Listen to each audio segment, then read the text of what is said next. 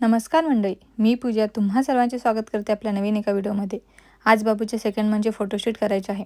First मंथच्या फोटोशूटसाठी मला जवळजवळ 10 दिवस लागलेले, बाबू 1 महिन्याचा झाल्यानंतर. पण सेकंड मंथला मी दुसऱ्या दिवशी शूट करत आहे. कारण उद्या किंवा परवा बाबूचे कान टोचायचे आहेत. त्याचबरोबर त्याची 1.5 महिन्याची लस पण द्यायची आहे. त्यामुळे म्हटले की अगोदरच बाबूचे फोटोशूट करून घेऊ, कारण नंतर माहीत नाही त्याला किती त्रास होईल ते. म्हणून सेकंड मंथच्या फोटोशूटसाठी मी विंटरची थीम डिसाईड केलेली, कारण हा बाबूचा फर्स्ट विंटर आहे त्यामुळे. बाबू झोपलेला तोपर्यंत मी सर्व तयारी करून घेतली. माझी पूर्ण तयारी व्हायच्या अगोदरच तो उठून पण बसला. मग काय मस्त अशी आजीने त्याला रेडी केले. बाबूच्या मामाने आणलेल्या ड्रेसचा आज करेक्ट असा फायदा झाला. तो ड्रेस वेअर करून आईने त्याला रेडी केले.